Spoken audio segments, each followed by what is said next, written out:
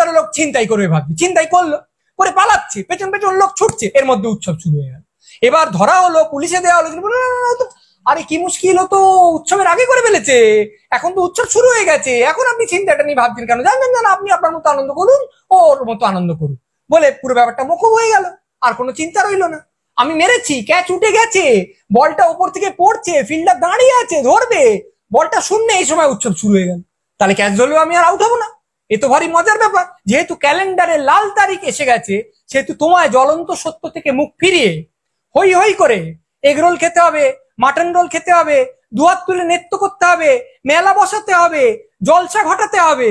অন্যায় যে করে আর অন্যায় যে সহে, উৎসব তাদের ঘিরে নদী সম বহে।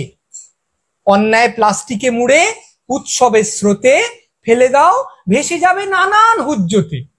কি স্লোগানে ফেঁপে ওঠে রাজ্যের ভাবমূর্তি, অশেষ অন্যায় হোক, সঙ্গে হোক ফুর্তি। উৎসব একটা বিরাট ইরেজার, যা দিয়ে উৎসবের আগে যা হয়েছে প্রাক উৎসব সমস্ত অন্যায় মুছে গেল। যে এবার থেকে যে লোকটা অন্যায় করবে ভাবছে, পরিকল্পনা করছে, ছক কষছে, সে যদি অন্যায়টাকে একদম উৎসবের ঘাড়ে ঘাড়ে এনে ফেলে, অর্থাৎ অন্যায় করার 10 মিনিটের মধ্যে কিংবা 20 সেকেন্ডের মধ্যে উৎসব শুরু হয়ে গেল, তাহলে তো আর ঝামেলা নেই, হয়তো অন্যায়টা তদন্তটাও থেমে যাবে, আর অন্যায়টা নিয়ে যাদের মনে খুব রাগ হয়েছে তারা রাগটা গিলে ফেলে আনন্দে সামিল হয়ে যাবে, কারণ উৎসব শুরু হয়ে গেছে। বাবা যা হয়েছে হয়েছে, এবার উৎসবে ফিরে এসো, পুজোয় ফিরে এসো, মানে বিপথে যাচ্ছিলে এবার ফিরে এসো। সেই অভিভাবকরা বলেন না যে এই অনেক খেলা হয়ে গেছে, এবার কিন্তু 7টা বেজে গেছে, পড়তে বসো, ফলে অনেক প্রশ্রয় দিয়েছি, অনেক ছাড় দিয়েছি, আন্দোলন খেলা হয়ে গেছে, বিদ্রোহ খেলা শেষ, এবার সোজা সুজি এসে আনন্দের স্কুলে ভর্তি হয়ে যাও, কারণ উৎসব শুরু, অর্থাৎ ঢং করে বাজনা বেজে গেছে। উৎসব কাকে বলে? যে জিনিসটাকে ঘিরে আমরা আনন্দিত হয়ে উঠি, বা যে জিনিসটা আমাদের দৈনন্দিন কিছু দুঃখ কষ্টে সাময়িক একটু মলম লাগাতে পারে, এই কিছুদিন বা কিছু সময়ের জন্য আমরা দুঃখগুলোকে ভুলে থাকি। কিন্তু একজন প্রধান সমাজতত্ত্ববিদ উৎসবের একটি নতুন উপযোগিতা সম্পর্কে সম্প্রতি আমাদের একটি তত্ত্ব সরবরাহ করেছেন, যেটা প্রণিধানযোগ্য। তিনি বলছেন, উৎসব যদি শুরু হয়ে যায় তাহলে তোমার প্রতিবাদ থেমে থাকতে হবে, প্রতিরোধ থেমে থাকতে হবে, বিদ্রোহ থেমে থাকতে হবে। ঠিক যেরকম রেফারি খেলা শেষের বাঁশি বাজিয়ে দিলে তুমি আর খেলা চালাতে পারো না, তোমাকে বল নিয়ে চলে যেতে হবে, সে তুমি যত বলেই হারো না কেন। ঠিক সেইভাবে তোমার মনের মধ্যে যতখানি ক্ষোভ সঞ্চিত হোক না কেন, যতখানি ক্রোধ পুঞ্জীভূত থাক না কেন, সেটাকে আর তুমি উগরে দিতে পারবে না, আছড়ে ফেলতে পারবে না, কারণ এবার উৎসব শুরু হয়ে গেছে। ফলে উৎসব যে একটি সুমহান আব্বুলিশ, যেটা বলে দিলে আর তুমি চোর ধরতে পারবে না, এটা কেউ এতদিন জানতো না, কিন্তু এখন নতুন করে জানলো। কি ঘটেছে? একটা প্রখর অন্যায় ঘটেছে, এবং অনেকজনের মনে হয়েছে সেই অন্যায়ের প্রতিকার করার কথা যাদের ছিল তারা সেই অন্যায় প্রমাণ লোপাটে সাহায্য করেছে, এবং সেই অন্যায়ের এক প্রধান হোতাকে আরো উঁচু কর্তৃপক্ষ থেকে তিরস্কৃত করার বদলে পুরস্কৃত করা হয়েছে। ফলত একটা সমাজ দাঁড়িয়ে থাকে যে প্রতিশ্রুতিগুলোর ওপর, যার মধ্যে একটা প্রধান প্রতিশ্রুতি হলো এই যে কেউ যদি অন্যায় করে তাকে চিহ্নিত করে শাস্তি দেওয়ার চেষ্টা করতে হবে, সেটাই লঙ্ঘিত হয়েছে। সেই জন্য কিছু লোক প্রতিবাদ করেছে, এই জনরোষ আছড়ে পড়েছে। এবং এটাও একটু বুদ্ধি থাকলেই বোঝা যায় যে এই অন্যায়টাকে কেন্দ্র করে জনরোষটা আছড়ে পড়লেও আসলে শাসক দলের বা সরকারের অনেক দিনের অনেকগুলো অন্যায়ের বিরুদ্ধে ক্রোধ ও ক্ষোভ পুঞ্জীভূত হচ্ছিল, এটাকে উপলক্ষ করে সেটা পুরোটা উগরে আসছে। তা সেটা জেনে শাসক দল কি করেছে? ক্ষমা প্রার্থী হয়েছে না, তারা কি সহমর্মী, সমব্যথী, সমজদারের স্বরে বলেছে না না ঠিক আছে আমাদের কিছু ভুল হয়ে গেছে, আমরা আত্মসংশোধনের পথে যাব না। তারা কি করেছে?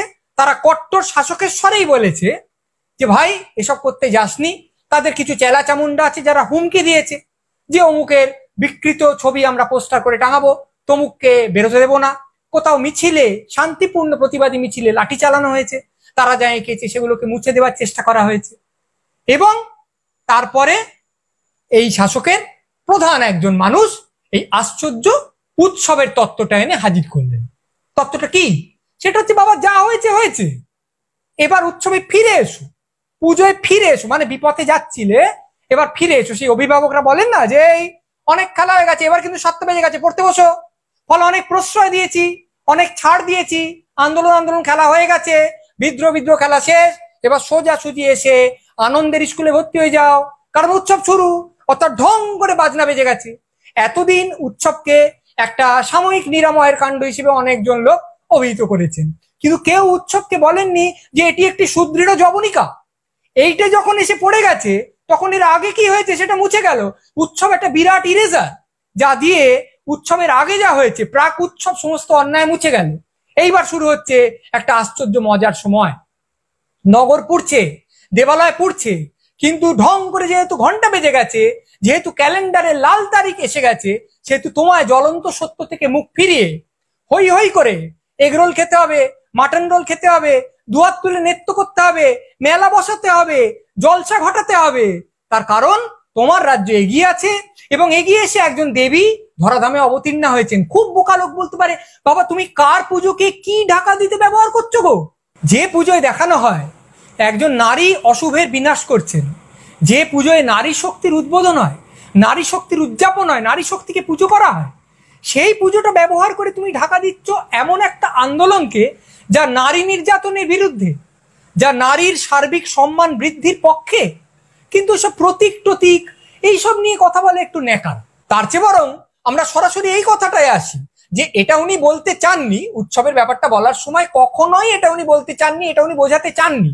কিন্তু আমরা যারা খারাপ লোক তারা যদি টেনে টুনে কথাটা থেকে এই ব্যাপারটা বার করে আনি যে এবার থেকে যে লোকটা অন্যায় করবে ভাবছে, পরিকল্পনা করছে, ছক কষছে, সে যদি অন্যায়টাকে একদম উৎসবের ঘাড়ে ঘাড়ে এনে ফেলে, অর্থাৎ অন্যায় করার 10 মিনিটের মধ্যে কিংবা 20 সেকেন্ডের মধ্যে উৎসব শুরু হয়ে গেল, তাহলে তো আর ঝামেলা নেই। হয়তো অন্যায়টা তদন্তটাও থেমে যাবে, আর অন্যায়টা নিয়ে যাদের মনে খুব রাগ হয়েছে তারা রাগটা গিলে ফেলে আনন্দে সামিল হয়ে যাবে, কারণ উৎসব শুরু হয়ে গেছে। তাহলে ঠিক ঠিক পরিকল্পনা করতে পারলে, একদম উৎসব অনুযায়ী জিনিসটাকে টাইটায় এনে ফেলতে পারলে, যে লোকটা অপরাধ করছে সে লোকটা গায়ে ফুঁ দিয়ে শীষ দিতে দিতে বেরিয়ে যেতে পারবে, তার গায়ে আঁচড়টিও লাগবে না। আমাদের সবসময় মনে রাখতে হবে আমাদের এক মহাকবি কি অসামান্য সমস্ত পংক্তি লিখে গেছেন, সেগুলো আমাদের মনে রেখে মাঝে মাঝে আবৃত্তি করতে হবে। সেগুলো কি? অন্যায় যে করে আর অন্যায় যে সহে, উৎসব তাদের ঘিরে নদী সম বহে। অন্যায় প্লাস্টিকে মুড়ে উৎসবের স্রোতে ফেলে দাও, ভেসে যাবে নানান হুজ্জতে। কি স্লোগানে ফেঁপে ওঠে রাজ্যের ভাবমূর্তি, অশেষ অন্যায় হোক সঙ্গে হোক ফুর্তি।